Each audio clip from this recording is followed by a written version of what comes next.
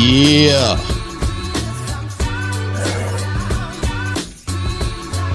Yes, sir. Yes, sir. Yes, sir.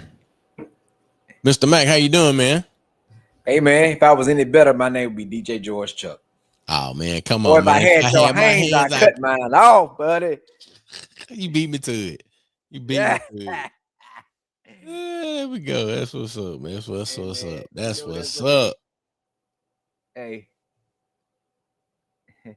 So listen, we back like we never left. We said it last Tuesday. We actually back like we never left. We're gonna pick back up where we left off. Want to let everybody know that's watching that this show is rated black and uncensored. Real talk, real issues, real solutions. We're gonna tell it like a TIE is. George Chuck, talk to him. Hey man. Like to welcome y'all to another episode of Nightcap Knowledge. I think this is episode 233. Lord. If I got it right. I think it's 233.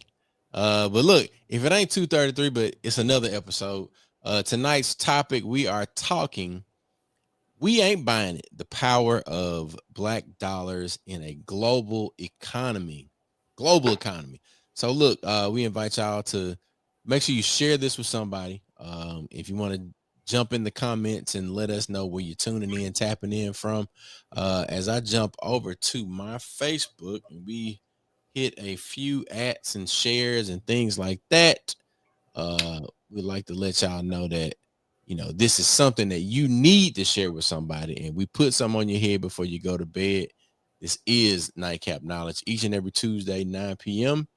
And we have a great time. So Mac, why don't you go ahead and tell them what the rule is, and then we'll keep on moving through the rest of the show. Hey man, we're gonna say like, listen, this show might not be for you. This show is rated black and uncensored. We're gonna tell them, we're gonna talk about some subjects. We're gonna talk about some topics. We just gonna hit it right in the teeth. Um, and we're going to always focus on our mental health. So the mental health minute for this week is the importance of celebration. Now, we try to do better as we go into 26. So there will be a lot of colorful language in the first 15 minutes.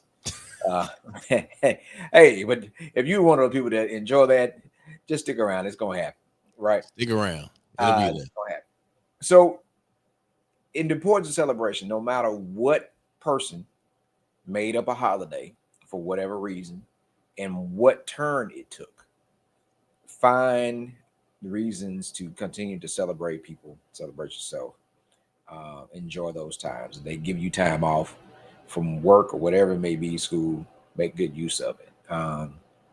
There's nothing we talk about in social work, the importance of human relationships. So you talk about as we coming off of the Thanksgiving break. Some of us every year around Thanksgiving we do sleep out with the homeless, and we see the importance of human relationships. So continue to create good memories and get with your friends. Talk about old memories as you create new memories. But those things we challenge folks to do. No matter what the holiday may be, we can talk about it. We can say they started this because that's fine. Take advantage of it. We're in the season now where we got to take advantage of it. Of those opportunities to do what is in best interest of for you and your people, regardless of the fact what it may be. So that's my mental health minute. Starting off with positivity and seeking positivity no matter what it may be, and utilizing those holidays to do positive things, whether it be helping your community or spending time with folks who are the same. So that's it. Yes, sir, my brother. I love it. Love the mental health minute. We definitely need to celebrate as many times as we can, especially when we got something to be thankful for, something to celebrate. And as we talk about what we did post Thanksgiving, during Thanksgiving, because right now we're in what Giving Tuesday. And speaking of Giving Tuesday, I want to throw this QR code up on the screen. You see Mhm. this QR code right here. If you're looking at it on IG, we're right here. If you're looking at it on Facebook and Instagram, is right there next to Mr. Mac. So matter of fact, let me check on IG to see how they doing over there. There we go. But we've got a QR code there, and we have some folks that are going going through some things is the best way to describe it. Mm-hmm. Uh, and we're doing our part. Mac mentioned the sleep out to help the homeless. We also have voter registration uh, Saturday, Mac. Is that right? Yeah. Mm-hmm. So we'll be bringing up that information towards our voter registration and push as today was the runoff election for a number of places.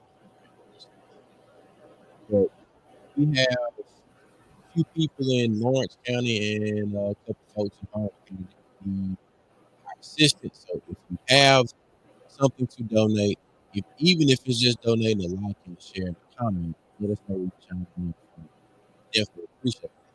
But if you got time, you got those resources, scan that QR code on the screen. It'll take you to Sleep Out to Help the Homeless uh, donation link, and we are doing what we can to pass those resources to need Mississippians in need. So Mississippi Move doing our part, Nightcap Knowledge doing our part to help those where we can. Now, the thing that I did this past Friday, which was my birthday, we did. Yeah, let me get myself some Where your stuff in, Chuck? Come on, man. Where your drink at? I drank some tea earlier. Oh, okay. Look, you gonna have to give me a second to go.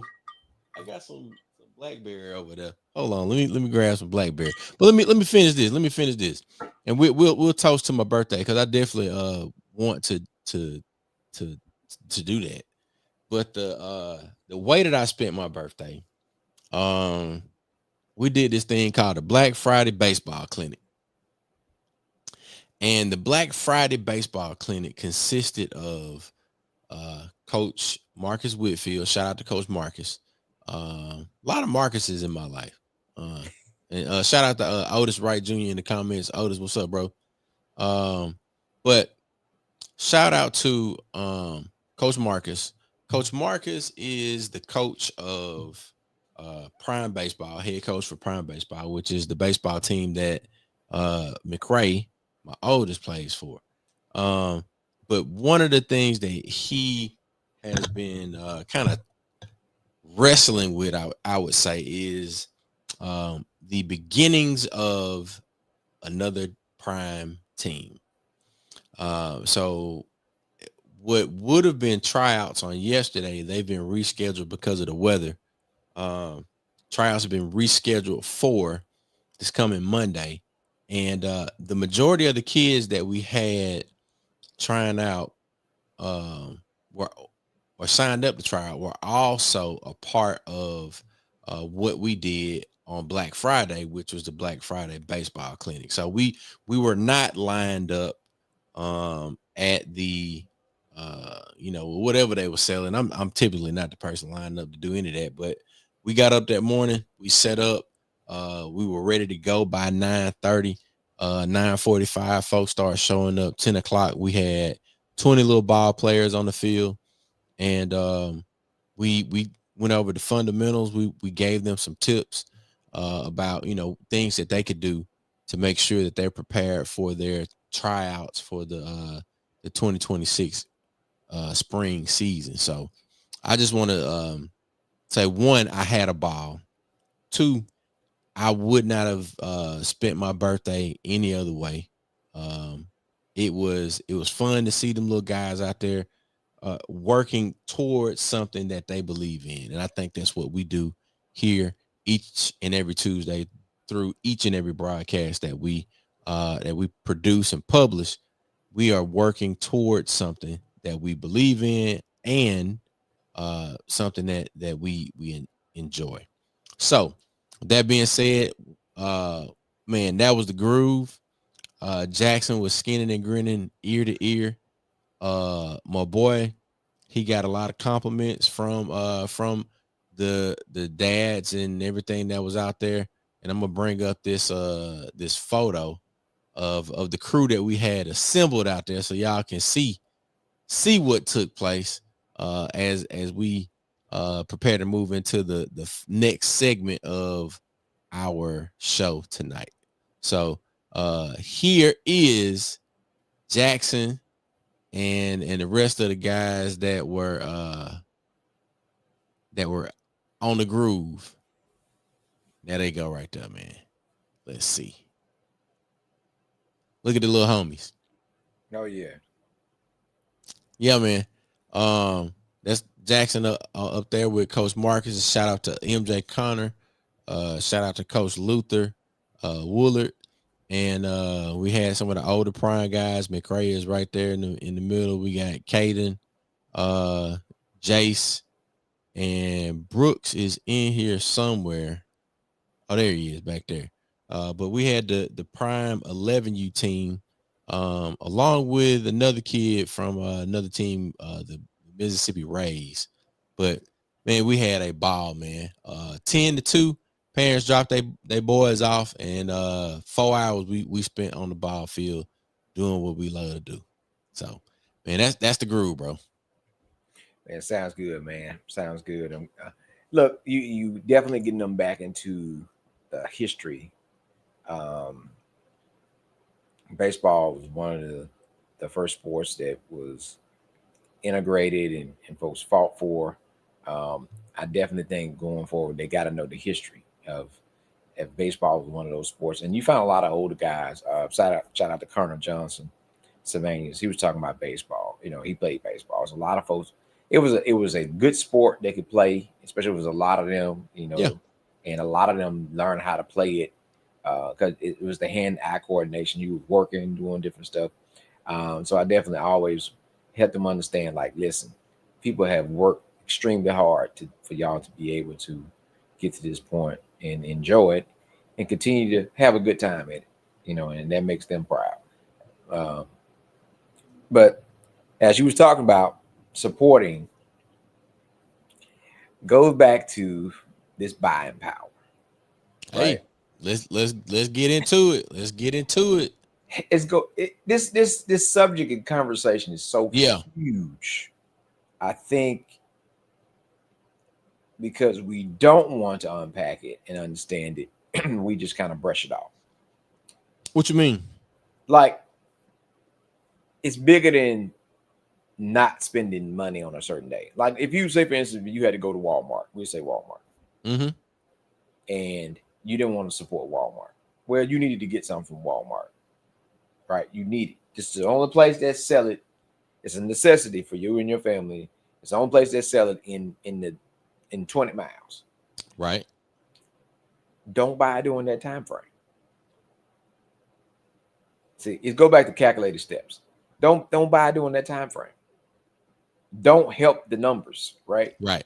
But if you plan it, then you can find out that there's someone else that sell a product that's just Exactly. or better, right? It was like, well, we could talk about so many other folks. I don't want to mix apples and oranges. I don't want us to talk about Lil Pookie M stealing shit out, from the park. I don't want to talk about none of that. Because we like to mix apples and oranges all the time. Apples, orange, bananas, grapefruit. We throw everything in there. We're like, but you don't say that about the people. No, let me jump in. Let me jump in and say it ain't just the we's of the world. Mm-hmm. It's everybody. It's everybody. So it's a learned behavior. Yep. I think it might be something that it's a deflection. Correct. And it's not us. It's us dodging in a sense. Like, if you getting on to your kids and then they attempt to give you I love you, like, like let's say a toddler. Yeah. And you shouldn't be doing that. I told you not to do that. And then they give you I love you. Wait, what they got to do with me telling you what you are not supposed to be doing right now? So it's the same thing. Hey. You know what I'm saying? I think, but I think about some of our other folks though. You made me think about something. They be like, yes, I do too. But they still ain't gonna stop this ass whooping. Come on, let's go. It just, but for that, it's like when you want to start to talk about something that we all could play a part in, we want to point back to, yeah, but what about this? We ain't got to do with it. Yeah. And we're not talking about that right now. Yeah. Right? We talk about subject matter experts staying on that where you are. But like we're talking about, it's called Black Friday for a reason. And I don't, that goes again, knowing your history. Why is it called Black Friday? Are you going to take these folks that's been in the red all the way to the black in one day because of buying power? We've been shown who we are and what folks think of us all year. And a lot of the Yes. folks that we spend our money with Yes. were the Yes. first people that stepped out to say, we don't want to support that. Now, the funny thing about it is the people that stepped out talking about not supporting the DEI hires and got rid of all that equity inclusion hurt more of their own people than the black and brown people, right? Yeah. But because of their prejudice and their implicit biasness, they were just believing that they were going to hurt black and brown folk, but they hurt their own. These same people, one of the larger ones, have a relationship with the VP and a company that he is invested in, where they pretty much going to end up shortchanging a lot of big white farmers. Hey, but they'll figure it out when time comes if they already don't know it. So what we're saying, as we hot, that's why they don't want history taught in schools. Right. Correct. We gonna ask teachers to do as best job they can to highlight as much as they can about our history, because Black history is American. Black history is world history. Let me say that. Black history is not American history. Black history is world history. When Agent Orange went down the list of things that America invented, that the world benefit from, everything he highlighted it was invented by a black person. So Black history is world history.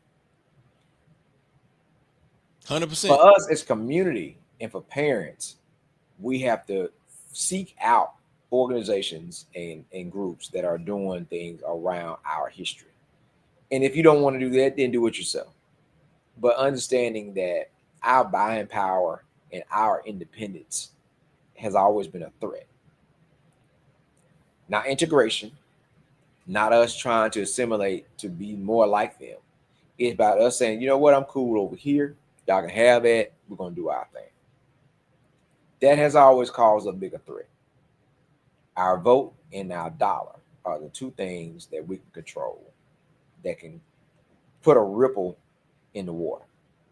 Yeah. And as we highlighted before about the Montgomery bus boycott, when people didn't have vehicles and they found a way to get to work at the same time while proving that point, is a whole lot heavier lift than to say, you know what, I'm not going to buy from this particular store, and I'm definitely not going to buy from this particular store after Halloween. From November 1st to January 1st or February 1st, I'm not buying that from this store. Right. Yeah, Mac. I mean, the withholding, strategic withholding, or even strategic timing, is something that is not new to us. And you mentioned history. Let's cite the example of the Montgomery bus boycott. So with the Montgomery bus boycott, uh, and I definitely got to give a shout out to the folks that organized the "We Ain't Buying It" situation. I think it had some major impact. That it received a lot of news coverage, international news coverage. So it's definitely walking the lane or in the same lane of what we promote and what we talk about with everything that we do here in Mississippi Move and in Mississippi Black Pages. But the Montgomery bus boycott, it was black folks enacting, designing, constructing a system to move themselves throughout their community in Mm-hmm. Montgomery. Um, it was them withholding their money because they had to pay to use the bus. But then beyond that, they started to, as you said, you created a system for you to help yourself. Now, um, how do we take those examples of what they did then in Montgomery, and how do we apply it to what we're doing or attempting to do inside of the end of 2025 headed into 2026? um we need, long-term economic strategy. And I think we have the beginnings of it with us withholding Mm-hmm. from shopping during the Black Friday. But I think um we got to go from consumer power to corporate power. I, I think the system what we see as corporate is the system that's taught to us to use. The system that they're use is a different method. Um, some of the best system was created by farmers, right? The cooperative, Co-op, yeah. and so working and using those type of strategies to support each other. So prime example, and that's a challenge for everybody. Make a list of the things you use in your household on a day-to-day basis, right? That you deem as a necessity, right? We ain't talking about cupcakes. We talking about something that you deem as a necessity, right? I can't And the get the reason cupcakes. I'm gonna tell you why I pointed out cupcakes, because if you really like cupcakes, Yeah, I know for a fact that there are black-owned cake places that mix. sell the mix. Bake them Yeah. yourself, right? So identify all the things that you use on a regular basis. Out of all those things you use, 75%, try to see if you can find a black manufacturer or wholesaler that sells those things. What you're going to find is that we do not contribute a large fraction of what's needed to sustain us. So we're not talking about reinventing the wheel and doing something the next big thing. We're talking about who produces toilet paper, who produces your dish soap, who produces the laundry detergent, who produce those things, who either manufacture it or wholesale it in your area. You have to ask those questions. And when we find out that we don't check those boxes, that lets you know there's no another opportunity for us to create. There are enough black people in majority areas to sustain themselves if they did business with each other, but they don't. I've said this ever since we started the Black Pages Networking Mixer. If every black owned business that's that was there at the mixer find out what black owned business provided a product that they use in their office or store or wherever it may be, and say, hey, you know what? I'm gonna make sure that I at least do business with these two guys. And not just say for office, name a black owned paper company. All of us use typing paper. What's a black owned paper company? Let us work out a deal and let's order some paper.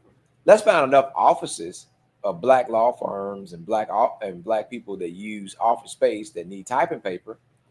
Let's find enough of them to the point where somebody we know can start their own wholesale business with the same company and have a site here that sell the same paper. It. I'm not telling us to do it, but the other part is the restraint. You could not stop watching it. You could not stop waiting, because they got the little thing telling you, oh, it's Black Friday about to start. And then Cyber Monday is like, you just, and they boost it up and make you think that you're going to get this great deal. Like you had to have it at that time frame. But we want these people to change how they operate with us and handle us because they should, because it's the right thing to do. Power concedes the power. Iron sharpens iron. We might not make, and stop taking your power saying like, oh, it ain't but this many of us. I don't give a damn if it's 5 of us. 5 of us ain't, you not gonna get our money. That's it. So how, as someone, you know, it's just like certain products. Unless a client asks me for, I don't bartend with them no more. No, I don't bartend with them no more. Unless they consistently say, "Hey, I want this," I don't get them. I can't hear you, Chuck.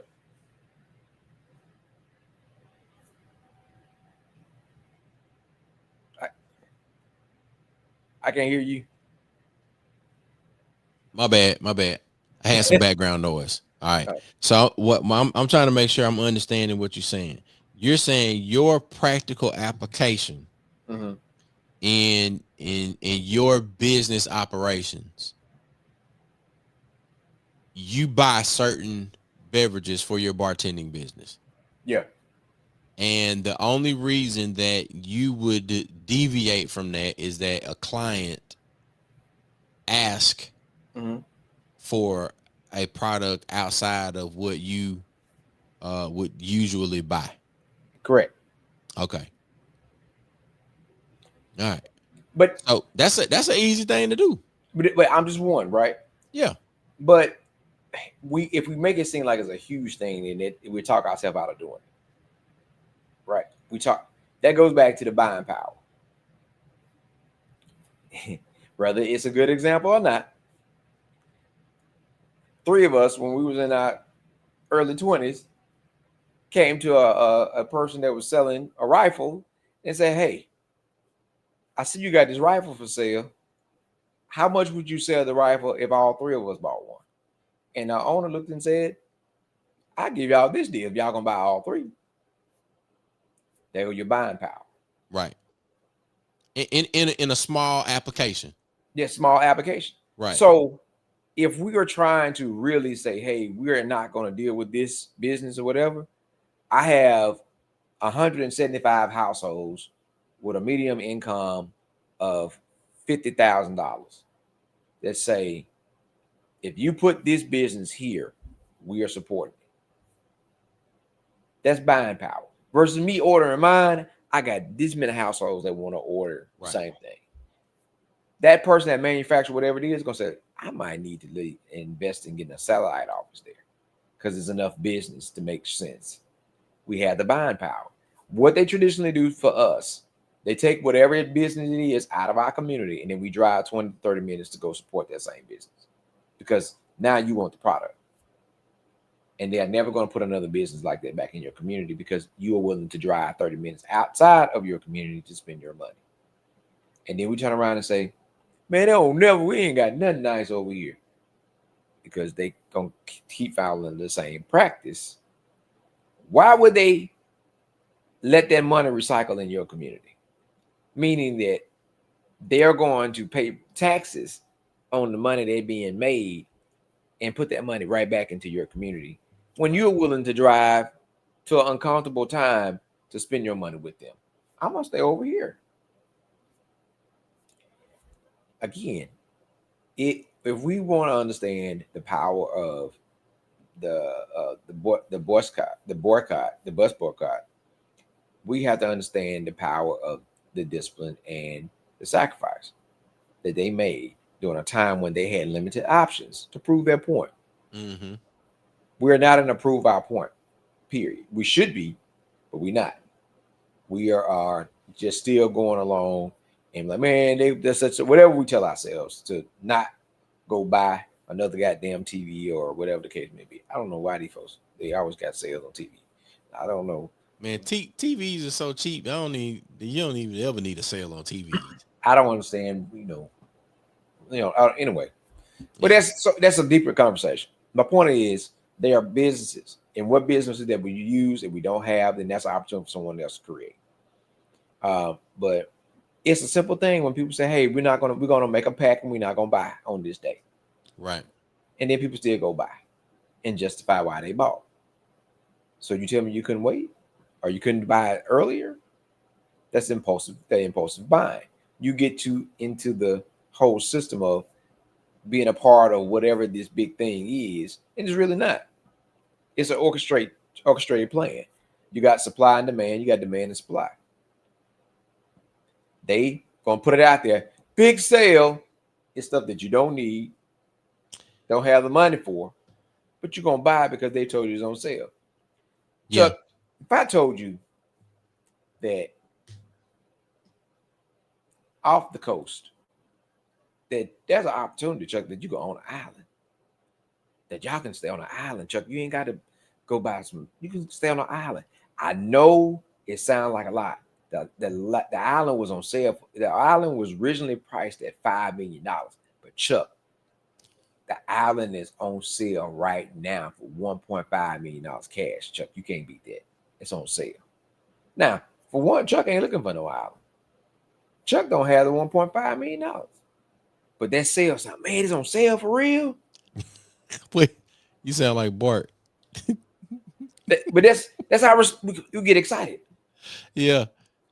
But you wouldn't, we just had this conversation. You weren't even thinking about an island. You Like, what would were you not do with an thinking about island? an island. How you Yeah. going to get back and forth off the island? Yeah, And you know what I'm saying? You don't have transportation to the island in the first place right now, but you're in the lookbook considering the island. I get what you're saying, man. Because it's put in front of you that it's a sale, and Right. that you need this. You need this Yeah. stuff. Yeah. Now I do have we have friends, and we know that there are some deep discounts, because for instance, if you're looking for a tractor, right, and you know that, or a car, at this particular time of year, the numbers say that this tractor, this car, or this stock is going to be at the lowest point, or you're actively shopping for the lowest point, which is kind of like the negotiation tactic where you say, well, look, I'm gonna wait till I know that Matt gonna be in the market for this island at the same time that I'm almost ready. So let us find two more people that's gonna be in the market at the same time, and then we all go together. Or we're all waiting for this particular dip or this drop. Yeah. I think what you were hinting at earlier, um, is discipline. It is forecasting. Um, it is it's really just, it's all around education and us preparing and looking long term into what are the things that we need for our household. Can we buy in bulk? How much do I really need to get through 3 months, or versus, what can I put in my outdoor freezer, the freezer that's in the garage versus the freezer that's in the kitchen. Um, all of those things are what points towards discipline, planning, and then kind of weaning yourself off of this system that is designed to keep us dependent and willing to, like you said, drive on the other side of town. Man, I think, listen. Go ahead. yeah,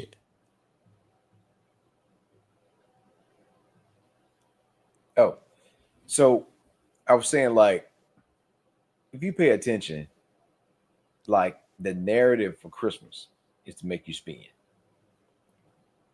right? They have stirred so much shit into Christmas, it don't make no sense. I'm talking about they just want you all in your emotions to do whatever it may be. The push starts at Halloween. Like Christmas stuff, like this is the time of year they look for. Because this is the time of year we can get folks to buy stuff.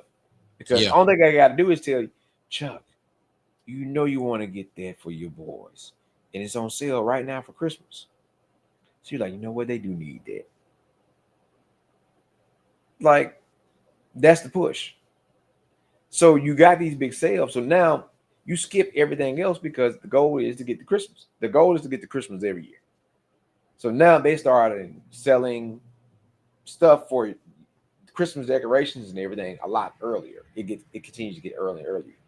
But the people that benefit from this selling have been treating you like shit all year.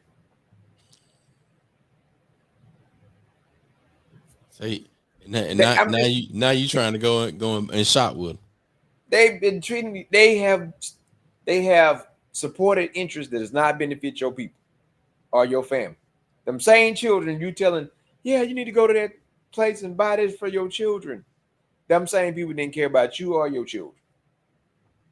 But now you're gonna go make them rich or richer. Why? Why are we doing that?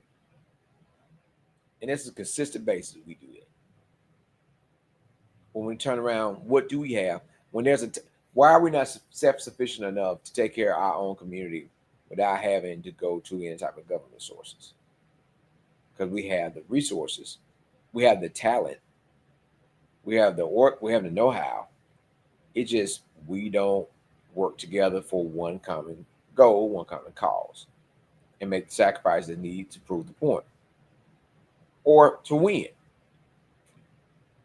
Because it might not be a large thing, it might be something small. You might start out with something small.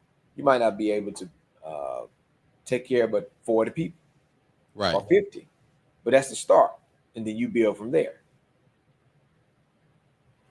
Yeah. That's how they got us, right? We spending our money everywhere and not spending in one central location, and we're not spending with people that appreciate us by standing up for whatever it may be, right? It's in Yeah. our best interest.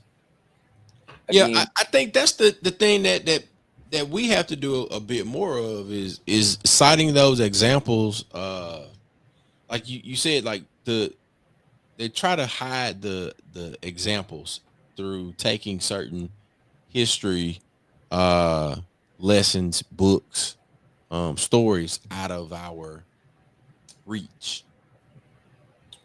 So if we continue to do storytelling through podcasting, through the production of our own short films, uh feature length films like Maximus, mhm, uh and other Tugaluans that are creating these 100 filmmakers over that time period that he set. Even Anjanou Ellis with what she did at Tougaloo with the convocation, she brought in all of these women, and they told stories from uh if or like worked out production. Like it was kind of like the workout room that Rita does with her comedy. Anjanou kind of expanded on that, made it a whole weekend, and then you got people that are speakers, that are uh actresses, that are actively working through material, creating the space, and then next thing you know, this something that happened at Tougaloo mhm. a year later through long-term production is now on the big screen, and it was produced for us, by us, and we are the audience that it was intended for. um I think if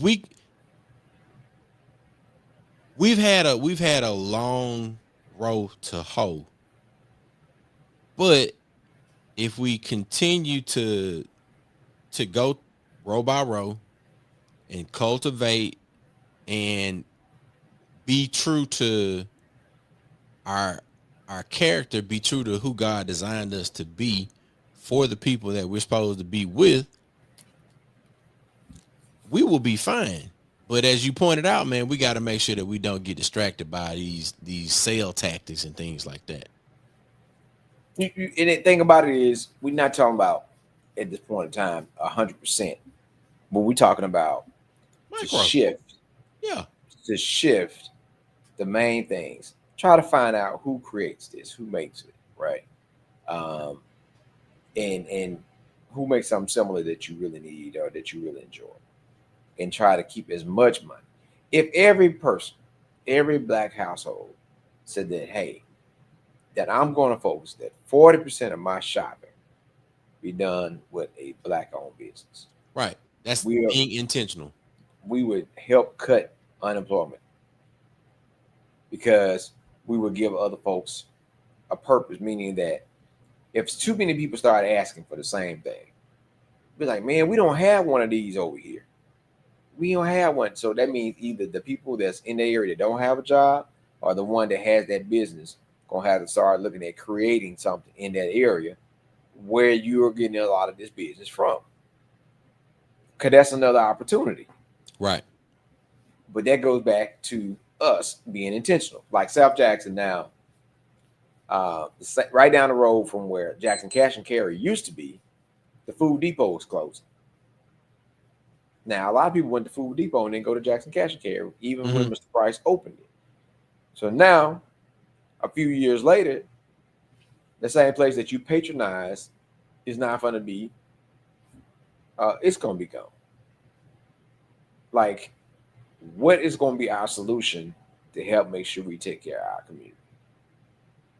And it's a bigger solution than us just talking about it. There are details, things that have to happen.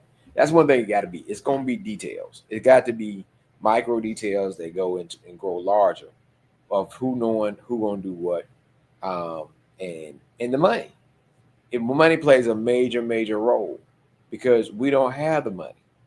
So I mean, we getting the money from another party, and by the time it goes to that, it's gone again out of our community. It's not turning over. It's not circling. Um, and that's what we got. That's what we see the true benefit. I was just talking to a gentleman earlier. We were saying that integration. Before It then, hurts. when we had our own stuff, right, we could point to and we lived in the same areas. Well, as soon as we started making a certain amount, we started moving to different areas. And when we did that, we started to destabilize our community. When we did that, that's when you start seeing unemployment go up. That's when you start seeing that there are no black-owned businesses here or there. They were like, "Oh, there used to be, and it used to be, and why there isn't it still not?" Well, this is the reason. We don't see the need to make the sacrifices that were made during the bus boycott because I don't think we truly see the situation what's happening right now. Mm-hmm. When it comes to who owns what product or owns what land or whatever the case may be, or what business. We are on a cycle of like a virtual hamster wheel where they say this is what you should do and this is what you should do and that's what you should do. And when you start to go off the rails and focus on yourself, then that's when you start to have a lot of issues, especially when it becomes successful amongst your peers. It's going to definitely be something that you're going to have to look out for. So, what time is it? I think we close to the mark. Yeah, we at 9:53 right now. Let me see some. So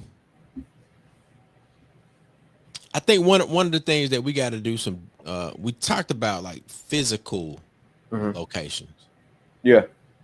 We also got to start paying attention to the digital economy and ways that we can um, begin to create more buying power, more make it easier for us to circulate money Hmm. digitally amongst each other. Um, and all of that leans to you know what we were talking about earlier with long term strategy. But then the the part of it that you and I have had some conversations about is when we walk into a business and when we're swiping our card, the the one thing that we're not thinking about at that point is, all right, who's making money off of the credit card processing, the debit card processing. So I've been thinking about Square, Mm-hmm. Stripe, uh, Shopify, uh, WordPress, Wix, Mm-hmm. um, how we host our websites, how we build our websites, how we do online transactions, uh, and then those payment gateways. That's actually how we make the money. So being able to go into a place and say, all right, I'm gonna pay cash, that's one thing. Most of us not gonna pay cash. Mm-hmm. How do we make it easier for us to do business uh digitally, or in the ways that in today's cyber digital economy, how do we begin to make money off of off of that process? Because right now, if I go to pay you, it still got to go Mm-hmm. through somebody to get to Yeah. you. So I just wanted to touch on that because we talked a lot about like the act of the purchase, but we really don't understand um the loop or the thing that happens when we purchase with somebody. Yeah. Like did that go through a payment gateway that is owned by a or facilitated by a black bank? Um, are you with a black bank? Do you have the opportunity? Do you have one of those close to you where you can actually go in? Does that credit union have, or that banking institution, financial institution have the apps and things in place that make it easy for you to do business with them no matter where you are? Mm-hmm. All of these are very real questions, but I don't know if we have all the answers to them. I think there's so many different places to make money when it comes to our community that we don't think about because we don't see it. Or as my uncle would say, I ain't never heard tell of it. Right? You don't know nobody that does it. You Yeah. don't know nobody that has a firm that has the credit card processing, or that sells POS systems. We don't know any of that. Um, we are limited on our knowledge when it comes to business intentionally, but business going to boil back down to basic budgeting and household and purchasing and ownership. So no matter who comes to your community, they can come and buy a gas station, liquor store, whatever. They're not going to have to talk to nobody that look like you to get access to that gas station. So next thing you know, you look up and they got some other folk in there working. You're going to look at it and say, well, they got some other folks in there working, and you're going to look at it, well, how can we be those people that can own the gas station? How Mm-hmm. can That's something that everybody needs, right? You're going to need fuel, regardless of what it may be. Even if you want to evolve and say, hey, I got a charging station on the other side where you can plug your good car Right. in. It's them folks come, they talk to the previous owner, and they set up shop, and we say something, whatever we say, we still go back and trade and do business with them. But there's so many things, like you said, when you own a business, you think about how many opportunities that there's a job or another business opportunity for somebody else to help support a black business. Just think about it. If Chuck created a black POS system that he based, and I'm just spitballing, right? Yeah. That in order to charge less fees, you needed this many businesses to sign up where you could still provide a great service, great product, and make a profit. So, but if like, man, you can get your POS for Chuck, this is what Chuck does, blah, blah, blah. You can sustain, right? Even if you say, well, I need 50 businesses, I need 100 businesses. We have enough businesses to own our own POS system. We have enough business to own our own everything. But my point of it is that though if you are able to service those businesses, you can create another business just by servicing those businesses. Right. Especially we all centrally located in one area. There's so many opportunities for us uh, to take care of us, especially when we know and believe that certain products are geared towards us to not help us produce the best, right? The food, not only would it have something in it, it causes different problems in the body. So we are definitely up the creek without a paddle, and we got to start off small, regardless of what it may be. Let's start buying those small things, transferring our businesses. So the conversation we talk about now is understanding the purpose of the boycotts compared to the boycott. Two, understanding your alternative for whatever you're boycotting. Where would you be able to go get something similar that's a necessity that you need to be able to do it? What do you want to see change when you boycott? What are you doing in reference to quote unquote punishment because of how they sided with people all year that did not do things in our best interest, or you're going to want to see something from that individual company? So then it goes back to, well, how long we're going to boycott, right? What's the next move? Right. You get to ask those questions. Um, but the alternative, if I can't buy from Chuck, then where I'm gonna buy from? So it's like you got to provide a lot when you're talking about creating a strategy to sell folks. Now people can look, but people are not gonna look. If you get a certain type of bread, and I know you can tell me that I can go buy the same type of bread that's better and better for you over here, well then why would I go back to buying bread from this person? Right. It go back to convenience. Convenience. That's where we want to be. So And convenience is a large motivator of what we sometimes pay for, mhm. but convenience is not what we're programmed for in certain situations. Like I love uh the gas station Mhm. being just a parking lot away from where I get my groceries. So if I'm doing grocery pickup, Mhm.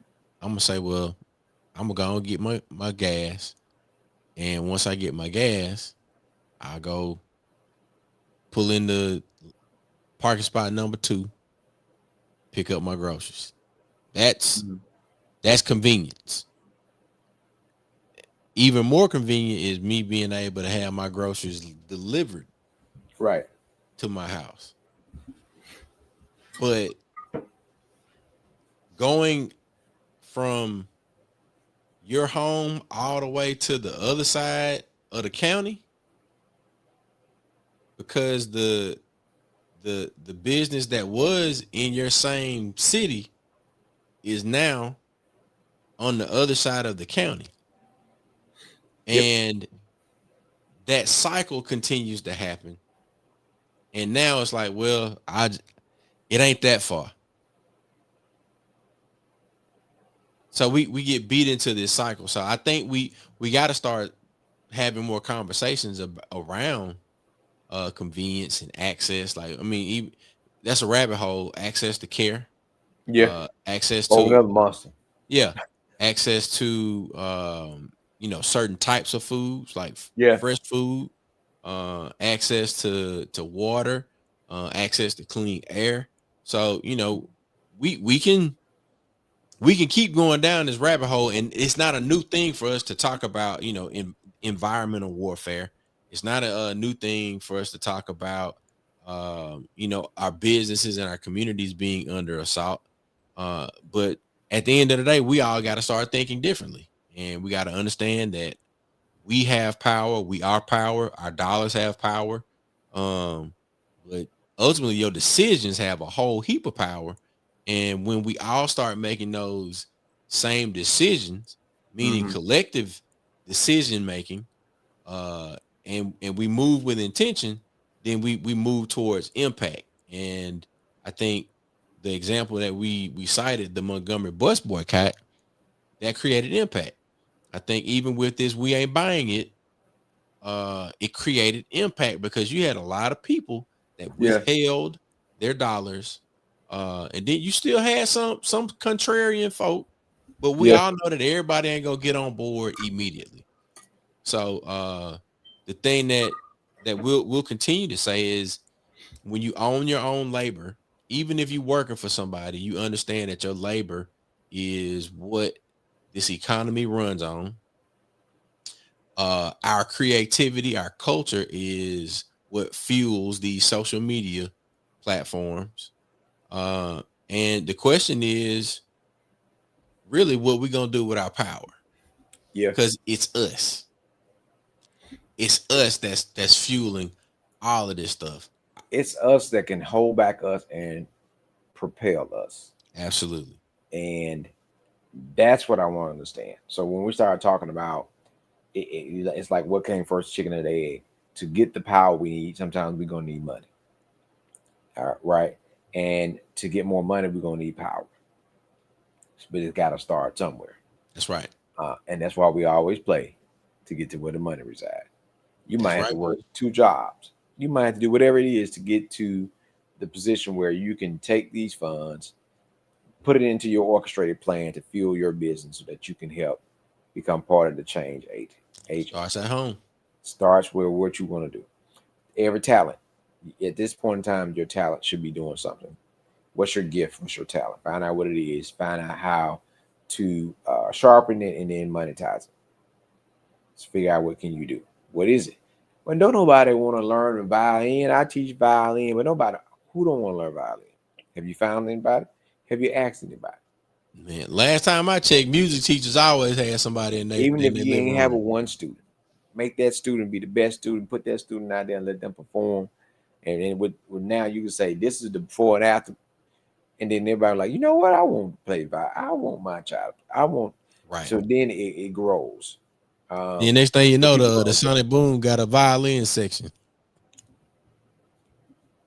At least for performances, you know what I'm saying? Yeah. Might not be Yeah. margin with that thing, but when it comes to certain performances, Yeah. you out there with that thing going at it.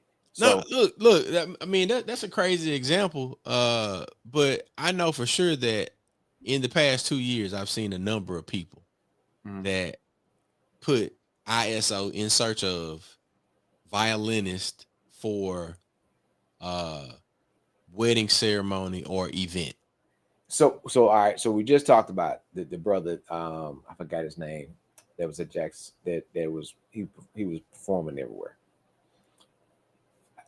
You did not know you wanted a violinist until you saw him perform. Yeah. And how he performed was he had like the hip hop jazz instrumental playing, and then he plays along with it. And he looked the part, and he would walk around the room and play. And then he's You like, you got a know question? what? Yeah. I I didn't like know I that. liked the violin until I saw it. Yeah. Go back to what we used to do with a lot of different liquor beverages. You didn't know you liked it until you actually got a chance to try it Right. because you knew what you knew. That's it. So it's different things out there that we might not be used to seeing or hearing that you might actually like once you're in a setting where you have to hear it at least once. Right. Matt, we got a question in the comments from Marta. Mhm. Make sure I enlarge this so I can see it. Marta says, how can we help our black businesses strengthen our branding so that we build brand loyalty in the way that many well-known businesses that start with W's and A's? Hmm. Marta's so smart. Uh, I think, man, on the branding side is kind of what Mac is talking about right now. One, I think we begin with understanding what a brand is, and being able to communicate that a brand is not only a logo. What? A brand is how you feel uh, when you experience a yard boy party, or when you go to uh, the Jackson State football game, or when you when you see the young man with the violin performing in the way that all of those things are a brand identity. And I think once we begin to understand that brand is beyond logo, uh and also I think we got to get to the point where we can incubate businesses. And I think Dr. Key is doing a great job of this uh, nationally, Mm, but more so locally. We gotta start to make it easier for businesses to be incubated, um, so that they can understand what it is to build a brand. And then once you have an understanding of what it is, then mm, you launch. Uh, not to say that you can't start somewhere, but we got to start somewhere. Um, huh. Go ahead, Mac. But I think is you make it a household name. The you make it be something that you feel like that you have to have and that you can't live without. Right? It's a necessity that you got to get when you start to. So I give an example for us. Growing up, we had the Giles used to have a burger spot, right? Right? They had a burger spot. Well, we wanted McDonald's. Why? That's the commercial that was in front of us. Because the commercial. Right? Ooh, another great point. I hear you. Keep going. Keep Yeah. going. So it's in front of you, in front of you, in front of you. Yeah. Now at 40, 45, we like, you had a burger that was handmade by people I don't that you want no knew. McDonald's. It was real ground chuck, right? The Right. burger was so big you can't eat it. Battered fries, and the fries with potatoes that somebody cut, Right. right? You got fresh pickles and onions and all that. All of Seasoned. that. Because that had pushed in front of us. Oh, I want that. See, that burger we get, it ain't perfectly round like that burger. It ain't, it don't taste like that burger, right? And so we start talking about from home cooking and different things of that nature. They're just giving an example, like the commercials made you want it to be there. Cause Right. like everybody was enjoying the food. Have you ever seen anybody on a commercial eat something and be like, it's all right? No. Nah, you ain't never seen nobody When do they that. eat it, they go like, "Oh, I think I see Saint Peter. I think I've arrived." Right? That's how they're gonna make you feel like, man, I want to go try that. Yeah. That's what the design is to do.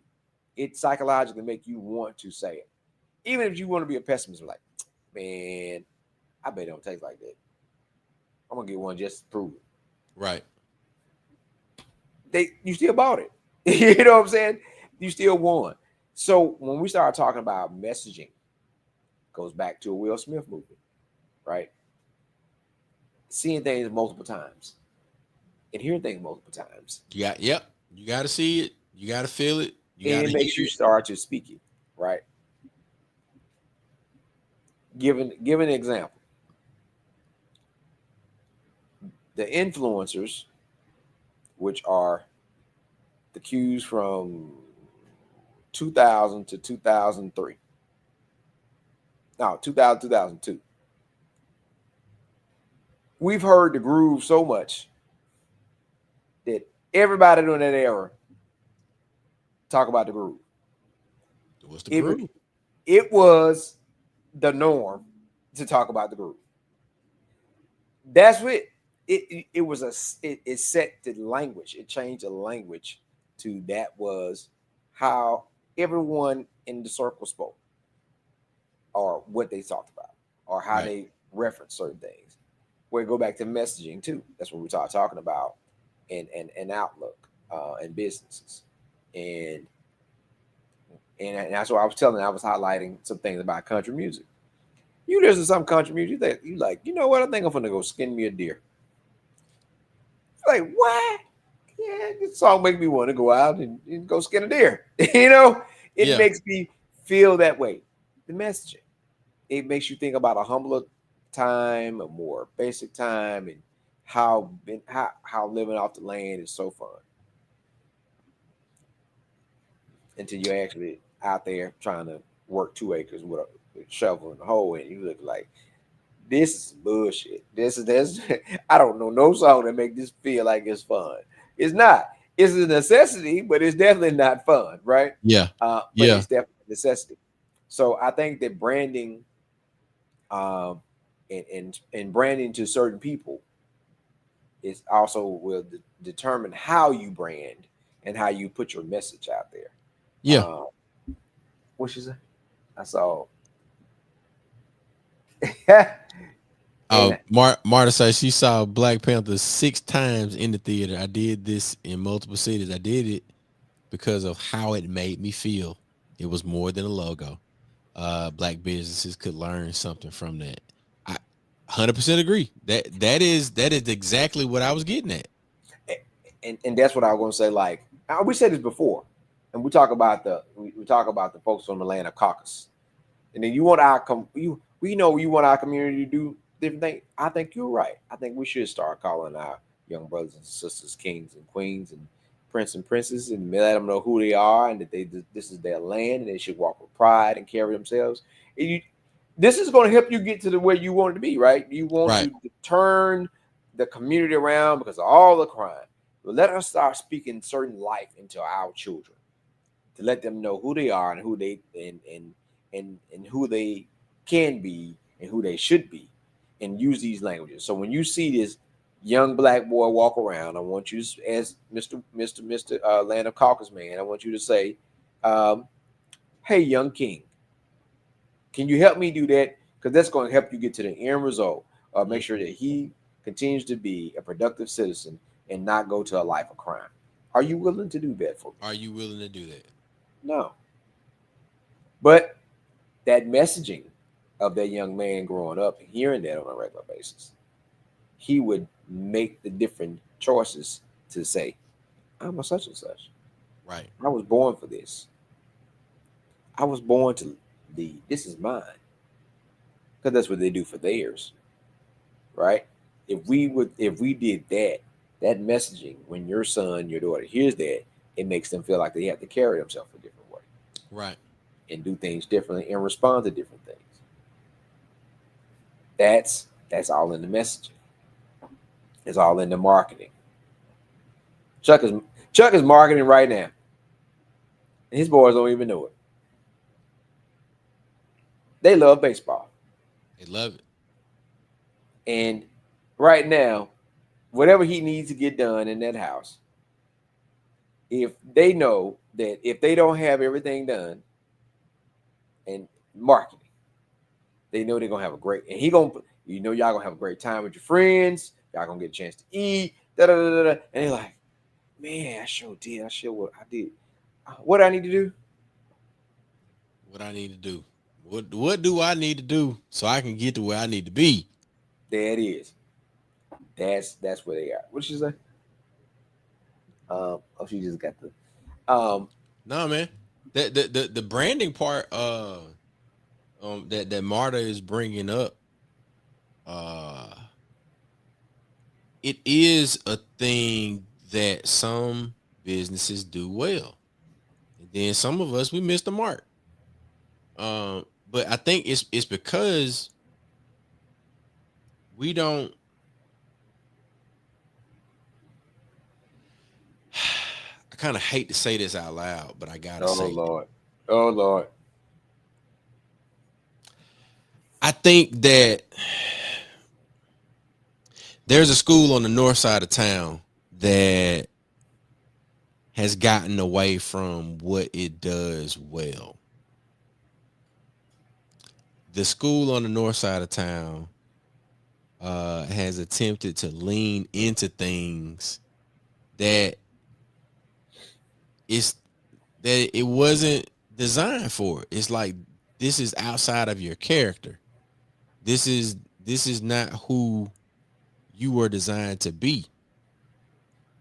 And then there's another school that leaned into what they were designed to be. The storytelling part of it, uh the part of it where you when you really, even with the Black Panther thing, when you understand all of the people that came before you and the lineage that you are a part of, you like, well, man, look, this is exactly what we're gonna do. And I think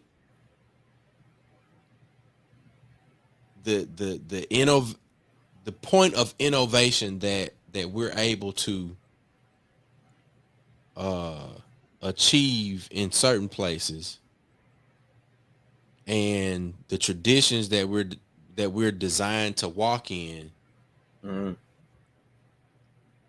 we sometimes try to lose, or we lose sight of the tradition because we're leaning too far into the whole innovation or even individuality.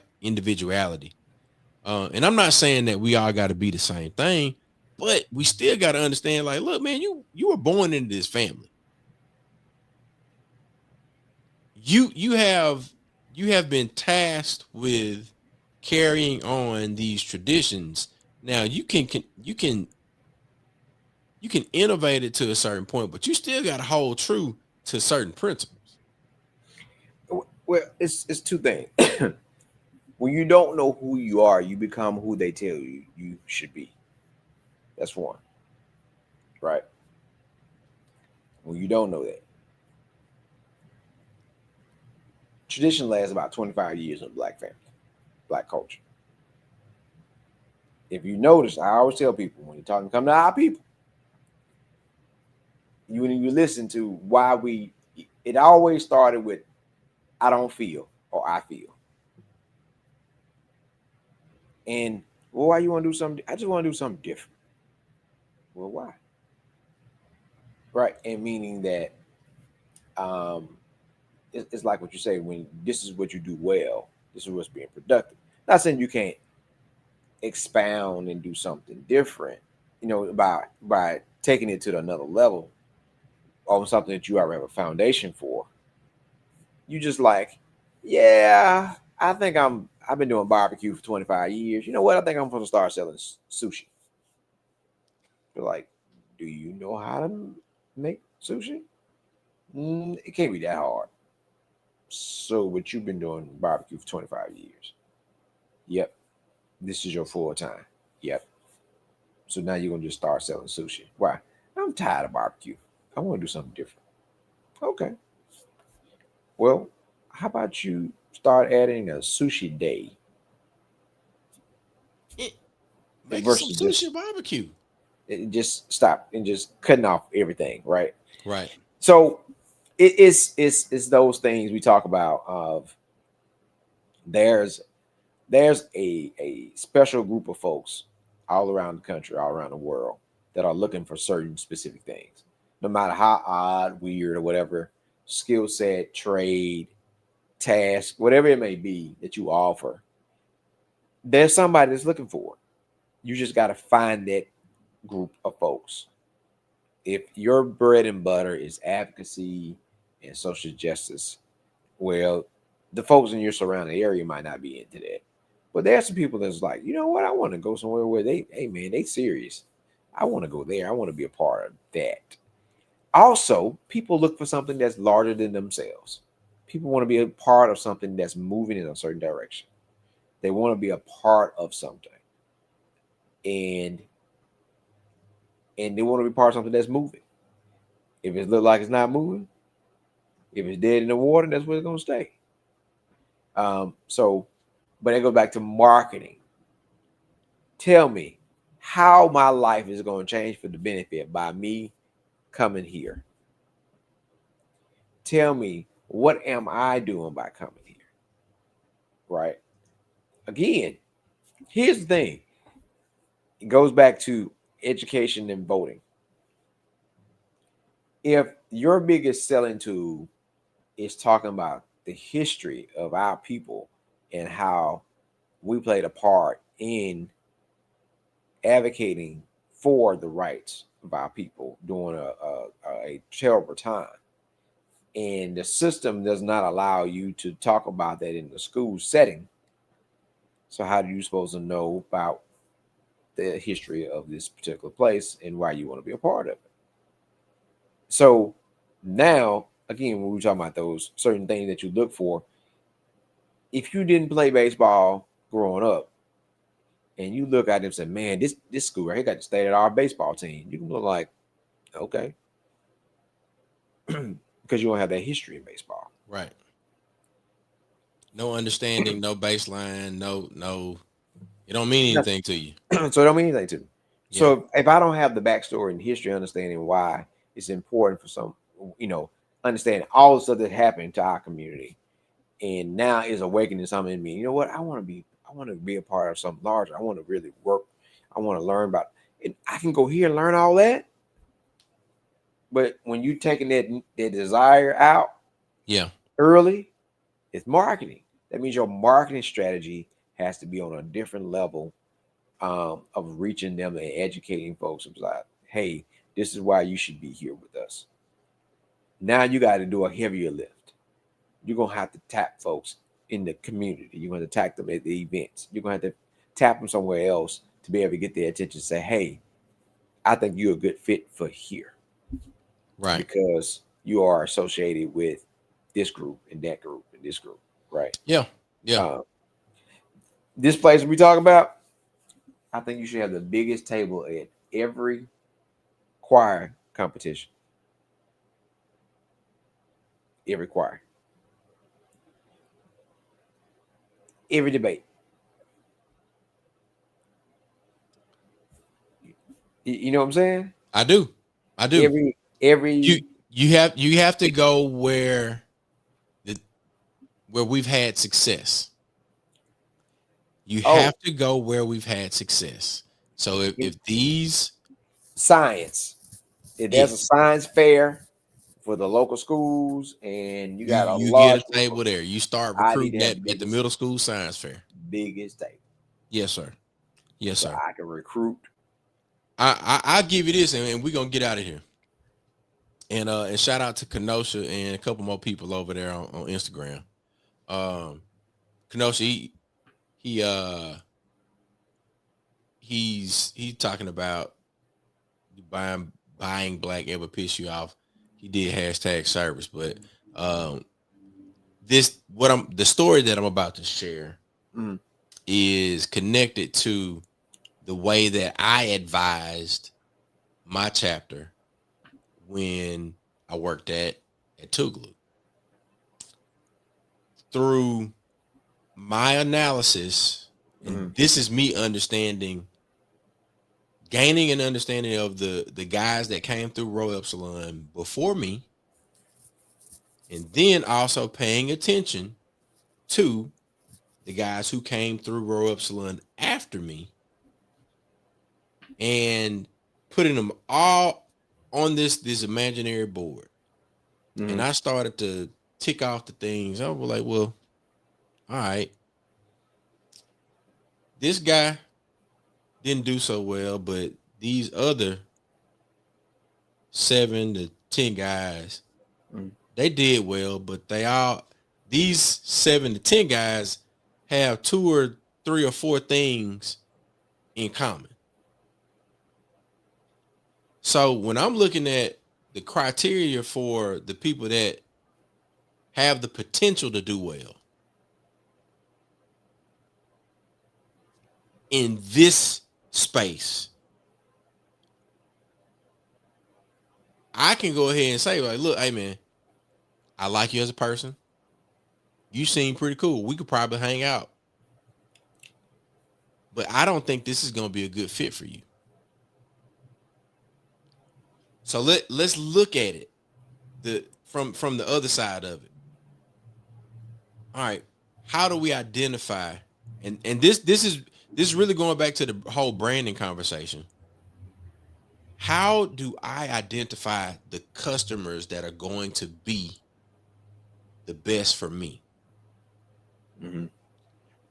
I ain't talking to the person that I know I ain't gonna do well with. And personal story, I did that for Row Epsilon. Mm-hmm. I learned that lesson, but some other people didn't learn that lesson. Mm. You continue to say, well, we're gonna give this person a chance. I got to pause right there, Chuck. Pause. I had the same conversation. Now this branding. Now this branding. I said this. I said it's not a job. And they looked at me, crazy. I said, this ain't no damn job. Like, this is for life, type of thing. Like, if he doesn't do well, it's not like hey, all right, see you later. It's that's what I think. Depending on the situation, you got to look at it. It goes back again to that. Everybody get a trophy. No, that's not right. Absolutely. Everybody doesn't. You are not everybody cup of shot of tequila or drink of whiskey, right? You're not every. It's an acquired taste. That's what we tell everybody. When you drink such, oh, I'm drinking Woodford. What you drinking with? I drink it on the rocks.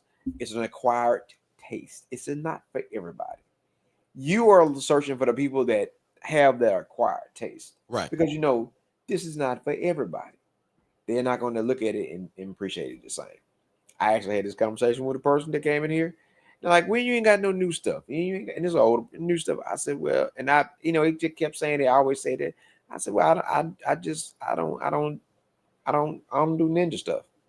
I don't do ninja shit. Right. He's like, what do you mean by that? I said, I don't just have stuff in here all bunched up and just get new stuff just because it's new. I said, I have a set clientele. I get what they ask for. Right. And every now and then, if the vendor has something new, then that's what I'll look at. If somebody asks about it, then I'll try to get it. And it fits your customer profile. So if you just want to, I said, because you can't buy one or two. When you buy stuff, you got to buy it in bulk. Right. So I got it, and then it's something new, and then you might not even want it. But now I have it. I'm like, and it's sitting there collecting this dust. This ain't for everybody. Right. And I think that's the thing that we look at too. This is not for everybody. You got to advertise. And how do you? And then sometimes you can change folks' palates. Correct. That ain't traditionally what they used to or was looking for, but it's what by they proximity, needed. It's what they needed. Right. It worked out perfect for them. So yeah. But we know, for one thing, right? One thing for certain, two things for sure. If we ain't got some money, we can't make nothing happen. Can't make nothing happen. Always. If y'all want to help us, right? We got some folks we trying to help with Mississippi Move, but we can't help them until we can get to where the money reside. Put it in your hand. Put it in my hand. We're going to where the money reside. We got that QR code up there. We are helping as many people as we can. We also want to make sure that you know about the Hub City voter registration and toy drive this weekend at the 49 Bar and Lounge. It's right there on Highway 49 in Hattiesburg, Mississippi. So meet Mississippi Move in Hattiesburg this Saturday. And of course, we'll have some other things popping off. And we appreciate y'all for tapping in with us. We'll see y'all next week for another episode of Nightcap Knowledge. Peace.